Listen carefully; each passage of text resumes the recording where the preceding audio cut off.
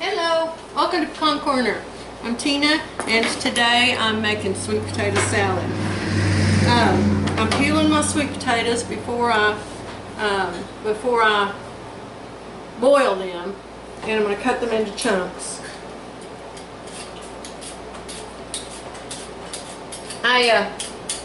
Paul and I have started eating the Paleo diet, which we're enjoying more than anything we've ever tried. Mainly because, except for our natural diet, when we went a couple of years ago and tried to start going all natural and tried to grow and can our own foods and cook and everything from scratch. And this is just one more step in that process of eating what's natural to our bodies and what's so we're talking about real food here. And the other thing is unlike some diets, like Atkins is great, we're carnivores, but the problem with Atkins is you can't have things that I like. It's hard for women to lose weight on Atkins. I miss my vegetables when I'm eating that way. And with Paleo, I can have lots of vegetables. We use sweet potatoes then instead of white potatoes, which of course living in the South is a good thing too, because sweet potatoes are pretty natural to our part of the country. So if we were growing our own food, we could grow white potatoes in this part of the world where we live, but most likely we'd have sweet potatoes is what we'd have the most of. It's like, while yes, corn and oats and things like that do grow around here, they're not going to grow in the kinds of amounts to be a staple to our diet. So unfortunately, in Paleo you do replace the wheat with coconut flour, but we can also use arrowroot flour and the almond flour. Now, almond flour is great because that's a nut meal, and pecans are native around here. So if I really wanted to, and I wanted to really focus on locavore eating, we could use the pecan meal after the oil was expressed from it and use that as a flour substitute. So this is kind of what we're doing. We've been doing this for a little over a week now, and so I've tried several things. Really happy with the breads. Oh my goodness, the bread substitutes are just fabulous. And I have some actual yeast breads that we can make that are just pure natural. And unlike those darned gluten-free recipes, these don't have a bunch of junk in there. There's no xanthan gum or odd stuff in them, and that is really desirable to us. So anyway, I'm going to finish chopping these up and then I'll be right back. Okay, now I've gotten them all chopped. You could also just bake them in the jackets, and then when they're cold, take the peels off and cut them into cubes to use that way. And then you've got the peels left to either stuff or just to eat for a snack. I love the peels, so it was kind of hard to peel these to throw away, but I don't want to start my oven today and heat up the house. I'm going to fill this pot with water from the cold tap. Don't get water from your hot water tap for drinking or cooking with, because in any house, not just in Flint, Michigan, but in any house, that hot water can kind of leach out lead and things that are in the pipes that you don't want. So always use your cold water tap. So I'm going to do that. I'm going to let these boil until they're soft, and then I'm going to drain them and cool them, and then we'll start on our potato salad. See y'all in a little while. Okay, I'm back. I've cooked my sweet potatoes. This was 4 large sweet potatoes, or 4 medium sweet potatoes, I guess. Large to me because I usually buy the smallest ones I can find.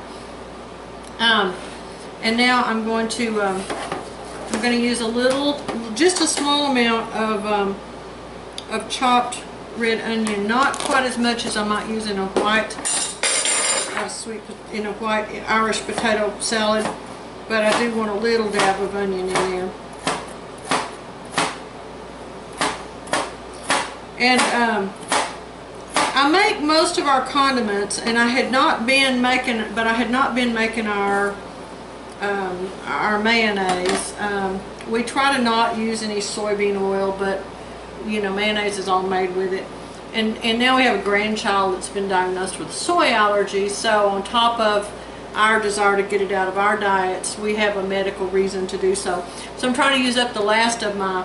These are good. It's really good if you don't have a problem with the soy. Duke's is delicious. But it does take, anyway, pretty soon I'll be doing a video about making your own mayonnaise, because now I've got to do our own. Alright, so I'm going to start with about half a cup of mayonnaise, and I'm going to see if that's not enough when I get a little bit further along here. I don't use any mustard at all in my Irish potato salad, but I am going to use a little bit in this sweet potato salad. I'm going to use some Dijon mustard, and I have I'm going to put about a tablespoon of it in there. I'm going to use some of my pickles. These are this one is the Papa's pickles, the dill recipe that I have up. And the sweet ones are my grandmother on the other side of the family, her recipe. And unfortunately I don't have them up. I didn't make them last year, and then this year my garden had complete failure of my summer garden due to the weather. It was too cold and wet for too long. So I didn't make them this year either. But these are a limed pickle, and so I'll turn up some cucumbers and make those up and put that one up sometime in the future. So whatever your favorite dill pickles are, looks like I need to sharpen my knife here. Didn't want to cut that pickle.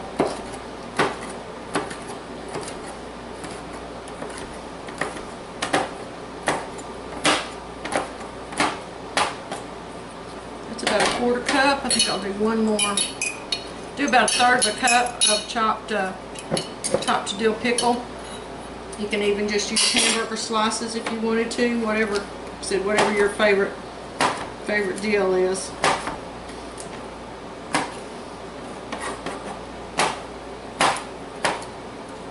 These are a real salty dill. They're an old-fashioned brined pickle. So they're very, very salty.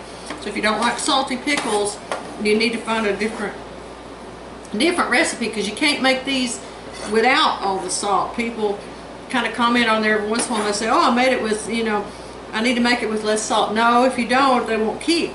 They'll be dangerous. You need one that works with vinegar instead of with salt. So that's something to be aware of. Okay.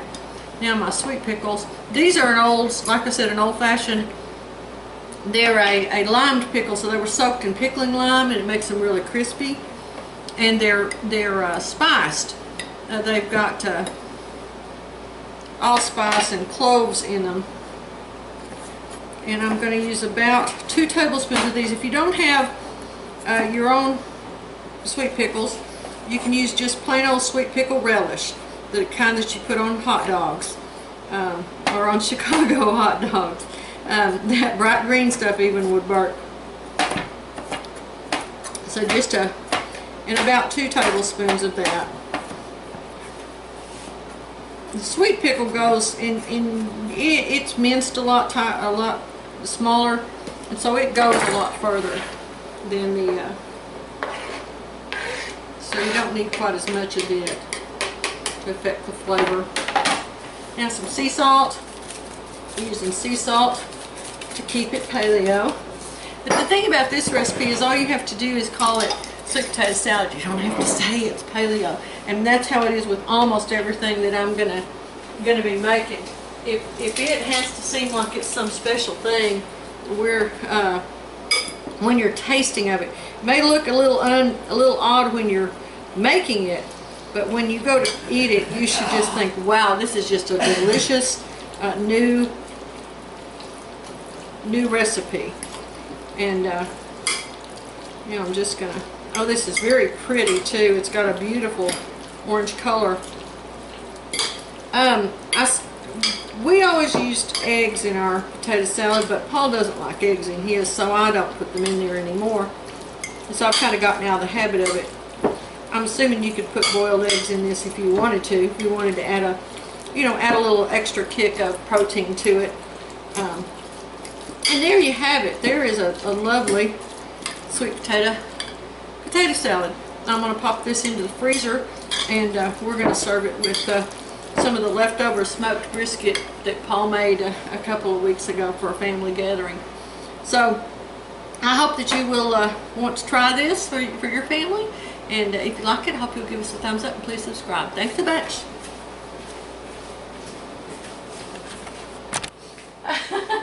Okay, Paul just told me that I said I was going to pop this in the freezer. I'm not going to freeze this. Do not freeze your potato salad. It'll get all watery and yucky. I'm going to pop it in the refrigerator so that it'll stay chilled until we're ready to eat it.